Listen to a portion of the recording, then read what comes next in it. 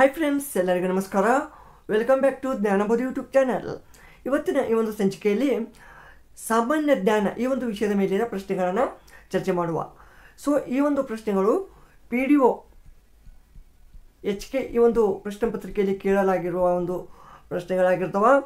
So ಇವು ಮುಂಬರುವ PDO non HK, land surveyor, KS, group C, group B ಈ ಒಂದು ಎಲ್ಲ ಎಕ್ಸಾಮ್ಗಳಿಗೆ ಇದು ಉಪಯುಕ್ತ. Okay, let's go to first question. ಇಲ್ಲಿ ಮೊದಲನೇದಾಗಿ ಈ ಕೆಳಕಂಡ ಹೇಳಿಕೆಗಳನ್ನು ಪರಿಶೀಲಿಸಿ. ಪ್ರತಿಪಾದನೆ ಕೊಟ್ಟಿದ್ದಾರೆ. ಸಚಿವ ಸಂಪುಟದ ಸಾಮೂಹಿಕ ಹೊಣೆಗಾರಿಕೆಯು ಸಚಿವ ಸಂಪುಟ ಸದಸ್ಯರ ನಡುವಿನ ಒಗ್ಗಟ್ಟು ಮತ್ತು ಸಮನ್ವಯತೆಯನ್ನು ಸೂಚಿಸುತ್ತದೆ. ಇಲ್ಲಿ ಈ ಒಂದು ಸಚಿವ ಸಂಪುಟದ ಸಾಮೂಹಿಕ ಹೊಣೆಗಾರಿಕೆ ಅಂದರೆ ಈಗ ಕೌನ್ಸಿಲ್ಸ್ ಆಫ್ ಮಿನಿಸ್ಟರ್ ಅಂದರೆ ಒಂದು ಮಿನಿಸ್ಟ್ರ್ ಏನೋ ಒಂದು ಸಂಪುಟ ಇರುತ್ತಲ್ಲ. ಸೊ ಆ ಒಂದು ಸಂಪುಟದ ಹೊಣೆಗಾರಿಕೆ ಏನಿರ್ತದೆ, ಎಲ್ಲ ಒಂದು ಸದಸ್ಯರ ಹೊಣೆಗಾರಿಕೆ ಮತ್ತು ಒಗ್ಗಟ್ಟು ಮತ್ತು ಸಮನ್ವಯತೆ ಎಲ್ಲದು ಆ ಒಂದು ಸಂಪುಟದ ಮೇಲೆ ಇರ್ತದೆ. ಆಮೇಲೆ ಈ ಒಂದು ಸಚಿವ ಸಂಪುಟದ ಸದಸ್ಯರನ್ನು ಆಯ್ಕೆ ಮಾಡುವುದು ಅಥವಾ ಅವರನ್ನು ತೆಗೆದುಹಾಕುವುದು ಪ್ರಧಾನಮಂತ್ರಿಯವರ ಒಂದು ಪರಮಾಧಿಕಾರವಾಗಿದೆ. ಹೌದು, ಈ ಪ್ರತಿಯೊಂದು ಸದಸ್ಯರನ್ನು ತಮ್ಮ ಒಂದು ಸಂಪುಟದಲ್ಲಿ ಅಂದರೆ ತಮ್ಮ ಒಂದು ಸಚಿವ ಸಂಪುಟದಲ್ಲಿ ಯಾವ ಸದಸ್ಯನಿಗೆ ಯಾವ ಒಂದು ಖಾತೆಯನ್ನು ಕೊಡಬೇಕು, ಯಾರನ್ನು ತೆಗೆದುಹಾಕಬೇಕು, ರಾಷ್ಟ್ರಪತಿಯವರ ಸಲಹೆಯ ಮೇರೆಗೆ ಏನು ಮಾಡ್ತಾರೆ ಪ್ರಧಾನಮಂತ್ರಿಯವರು ಅವರ ಒಂದು ಆಯ್ಕೆ ಮಾಡುವುದಾಗಲಿ ಅಥವಾ ತೆಗೆದುಹಾಕುವುದಾಗಲಿ ಇದು ಅವರ ಒಂದು ಅಧಿಕಾರವಾಗಿರ್ತದೆ. ಸೊ ಆದ್ದರಿಂದ ಇಲ್ಲಿ ಪ್ರತಿಪಾದನೆ ಎ ಮತ್ತು ಕಾರಣ ಆರ್ ಇವೆರಡೂ ಕರೆಕ್ಟ್ ಅದಾವೆ. ಬಟ್ ಈ ಪ್ರತಿಪಾದನೆಗೆ ತಕ್ಕಂತೆ ಇದು ಕಾರಣವಲ್ಲ. ಸೊ ಆದ್ದರಿಂದ ಪ್ರತ್ಯೇಕವಾಗಿ ಎ ಮತ್ತು ಆರ್ ಎರಡೂ ಸರಿಯಾಗಿವೆ.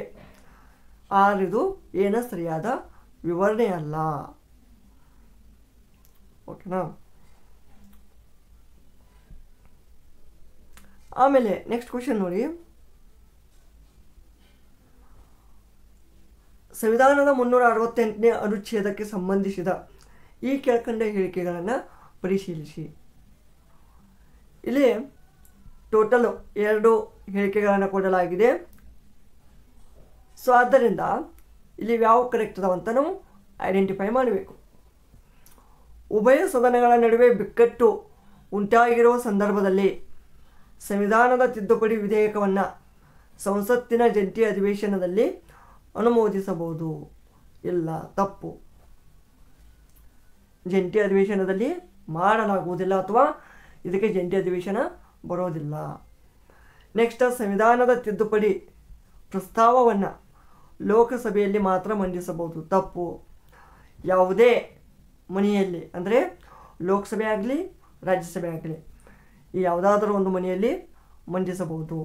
ಆದ್ದರಿಂದ ಎ ಬಿ ಎರಡೂ ತಪ್ಪು. ಸೊ ಆದ್ದರಿಂದ ಇಲ್ಲಿ ಆಪ್ಷನ್ 4 ಈಸ್ ರೈಟ್.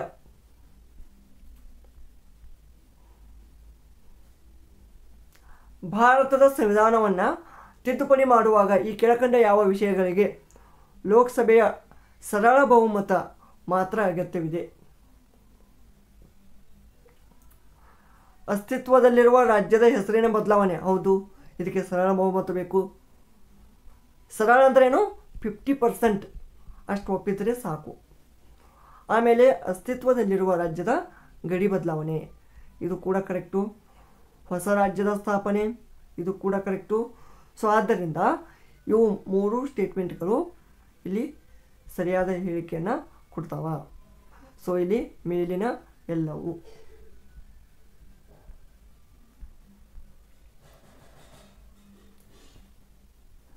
ಈ ಕೆಳಕಂಡ ಯಾವುದು ಸರಿಯಾಗಿ ಹೊಂದಿಕೆಯಾಗುವುದಿಲ್ಲ? 360 ಹಣಕಾಸಿನ ತುರ್ತು ಪರಿಸ್ಥಿತಿ ರೈಟ್ ಇದೆ. 368 ಸಂವಿಧಾನದ ತಿದ್ದುಪಡಿ ರೈಟ್. 323A ಆಡಳಿತ ನ್ಯಾಯಾಧಿಕರಣಗಳು ಕರೆಕ್ಟು. ಆಮೇಲೆ ಲಾಸ್ಟ್ ಒನ್ 280 ಅನುಚ್ಛೇದ ಏನು ಹೇಳ್ತದ? ಹಣಕಾಸು ವಿಧೇಯಕ. ಇದು ತಪ್ಪು. ಹಣಕಾಸು ಆಯೋಗ ಅಂತ ಬರ್ತದೆ. ಅದು ವಿಧೇಯಕ ಅಲ್ಲ, ಫೈನಾನ್ಸ್ ಕಮಿಷನ್. 280 ಏನು ಹೇಳ್ತದೆ? Finance commission.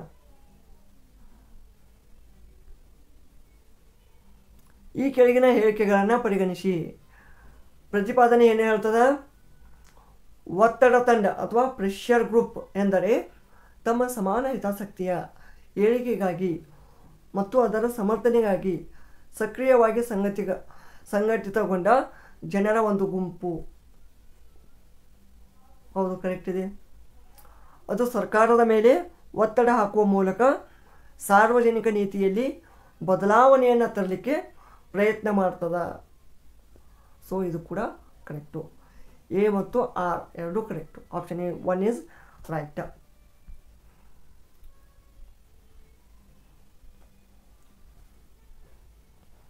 ಭಾರತದಲ್ಲಿ ಅವಿಶ್ವಾಸ ನಿರ್ಣಯಕ್ಕೆ ಸಂಬಂಧಿಸಿದ ಈ ಕೆಳಕಂಡ ಹೇಳಿಕೆಗಳನ್ನು ಪರಿಶೀಲಿಸಿ.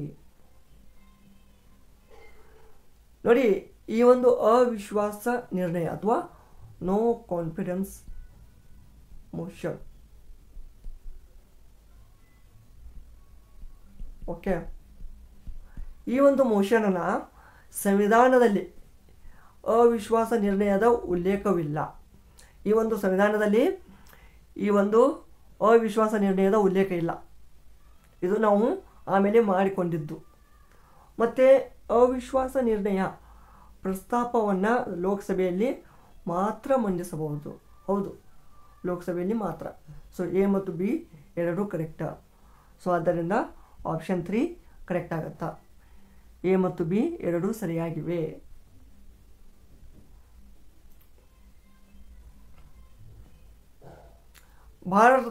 ಭಾರತ ಸಂವಿಧಾನದಲ್ಲಿ ನಿರೂಪಿಸಲಾದ ರಾಜ್ಯ ನೀತಿಯ ನಿರ್ದೇಶನಾತ್ಮಕ ಮೂಲ ತತ್ವಗಳ ಅಡಿಯಲ್ಲಿ ಈ ಕೆಳಕಂಡ ಉಪಪಂಥಗಳನ್ನು ಪರಿಶೀಲಿಸಿ.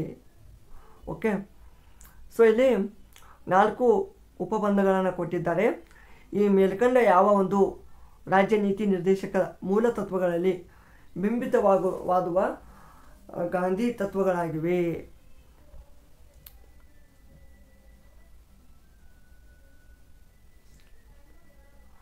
ಇಲ್ಲಿ ಗ್ರಾಮ ಪಂಚಾಯತ್ಗಳನ್ನು ಸುವ್ಯವಸ್ಥಿತಗೊಳಿಸುವುದು ಇದೊಂದಾಗ್ತದ. ಗ್ರಾಮೀಣ ಪ್ರದೇಶಗಳಲ್ಲಿ ಗುಡಿ ಕೈಗಾರಿಕೆಗಳನ್ನು ಪ್ರೋತ್ಸಾಹಿಸುವುದು ಇವೆರಡೇ ಕರೆಕ್ಟ್ ಆಗ್ತವ. ಬಿ ಮತ್ತು ಸಿ ಮಾತ್ರ ಕರೆಕ್ಟು.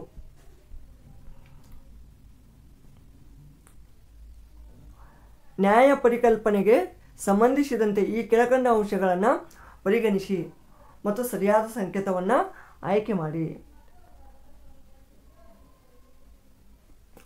ಇಲ್ಲಿ ನ್ಯಾಯ ಪರಿಕಲ್ಪನೆಗೆ ಸಂಬಂಧಪಟ್ಟಂತೆ ಅಂದರೆ ಪಾರಿತೋಷಕ ಮತ್ತು ದಂಡನೆಗಳ ನೀಡಿಕೆ, ವಿವರಣಾತ್ಮಕ ಪರಿಕಲ್ಪನೆ, ನೈತಿಕ ಅಥವಾ ಪ್ರಮಾಣಿತ ಪರಿಕಲ್ಪನೆ ಮತ್ತು ಅಗತ್ಯ ಸ್ಪರ್ಧಾತ್ಮಕ ಪರಿಕಲ್ಪನೆ. ಸೊ ಇವು 4 ಹೇಳಿಕೆಗಳು ಕರೆಕ್ಟ್ ಆಗ್ತವೆ.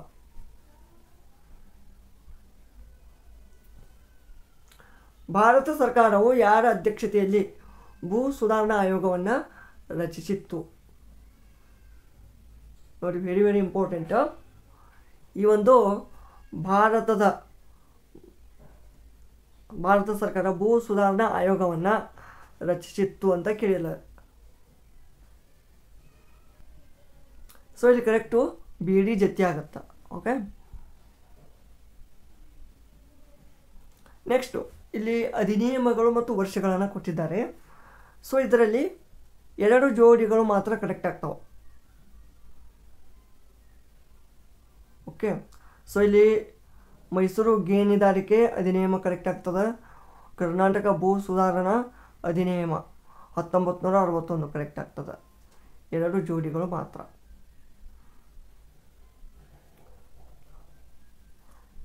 ಪಟ್ಟಿ 1 ಮತ್ತು ಪಟ್ಟಿ 2 ಹೊಂದಿಸಿ ಬರೆಯಿರಿ. ಸರ್ವೋದಯ ಚಳವಳಿ, ಸರ್ವೋದಯ ಮಹಾತ್ಮ ಗಾಂಧಿ. ಭೂದಾನ ಚಳವಳಿ ವಿನೋಬಾ ಭಾವೆ. ಹಸಿರು ಕ್ರಾಂತಿ MS ಸ್ವಾಮಿನಾಥನ್. ಶ್ವೇತ ಕ್ರಾಂತಿ ವರ್ಗೀಸ್ ಕುರಿಯನ್. ಇದು ಆಪ್ಷನ್ ನಂಬರ್ 3 ಆಗುತ್ತದೆ. ಓಕೆ,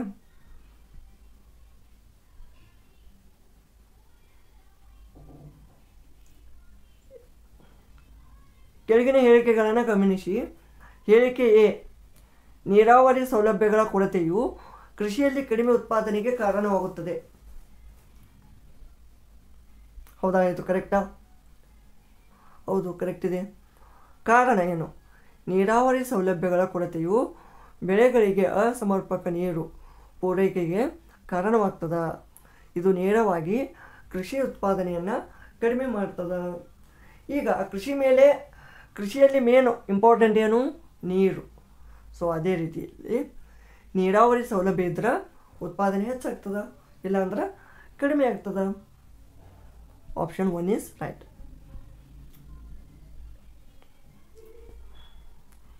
ಭೂ ಹಿಡುವಳಿಗಳ ಮೇಲಿನ ಗರಿಷ್ಠ ಮಿತಿ ಹೇರಿಕೆಯ ಮುಖ್ಯ ಉದ್ದೇಶಗಳಿಗೆ ಸಂಬಂಧಿಸಿದಂತೆ ಈ ಕೆಳಗಿನ ಹೇಳಿಕೆಗಳನ್ನು ಪರಿಗಣಿಸಿ.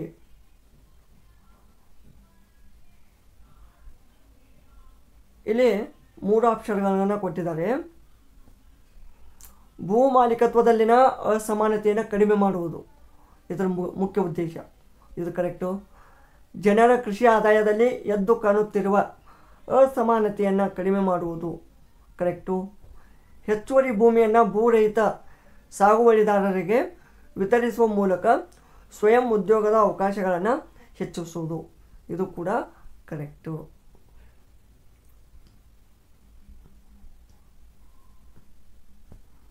ನೆಕ್ಸ್ಟು 44th ನೋಡ್ಬೋದು.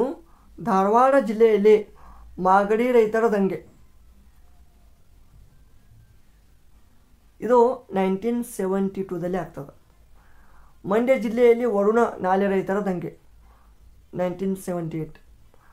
ನರಗುಂದ ಮತ್ತು ನವಲಗುಂದ ರೈತರ ದಂಗೆ 1980.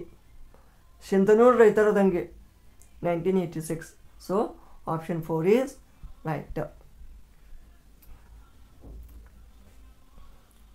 ಕೆಳಗಿನ ಭೂ ಸುಧಾರಣಾ ಕ್ರಮಗಳನ್ನು ಪರಿಗಣಿಸಿ.